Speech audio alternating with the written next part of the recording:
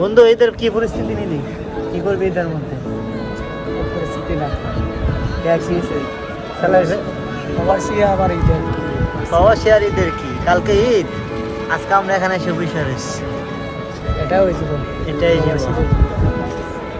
বাড়িতে থাকতে চিন্তা করতাম এই ঈদের আগের দিন রাত্রে কত প্ল্যান ছিল, মার্কেটে যাইতাম, কত কিছু করতাম, ঈদ নিয়ে কত পরিকল্পনা।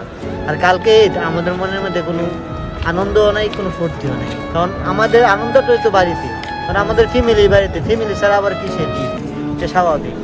এই প্রবাস জীবনে তোর মানে কততম ঈদ আর কি? ফার্স্ট 10টা ঈদ, 10টা ঈদ ফ্যামিলির সাথে করে না, সেম আমার 8টা ঈদ ফ্যামিলিকে ছাড়া। তো আমরা টাকা কামে হয়তো, কিন্তু মনের মধ্যে মানুষ দেশে থেকে অনেকে ভাবে আসলে টাকা পয়সা থাকলে সুখ, আসলে আপন মানুষ না থাকলে আসলে ওই সুখটা পাওয়া যায় না। সকালবেলা উঠার জন্য মা বাবা আমাদেরকে ডাইকা দিত, উঠতাম না, নামাজের জন্য কত হাই উল্লাস করতো।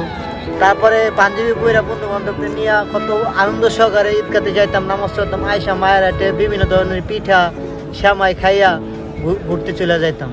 বন্ধু মিস করস না এই জিনিসগুলো? মিস করি না। আমি যখন নামাজ থেকে আইছি, নামাজ পড়ে আইয়া যখন রুমে আইয়া দেখি কেউ নাই, আমার চোখেতে পানি হয়েছে। প্রত্যেকটা প্রবাসী কান্দে, কিন্তু কেউ তো দেখা না, কিন্তু আড়ালে প্রত্যেকটা প্রবাসী না, এগুলো কথা ফ্যামিলিতে বলি না, কারোর সাথে শেয়ার করি না, কারণ এগুলা নিজের মধ্যে রাখি, নিজের মধ্যেই রাখি।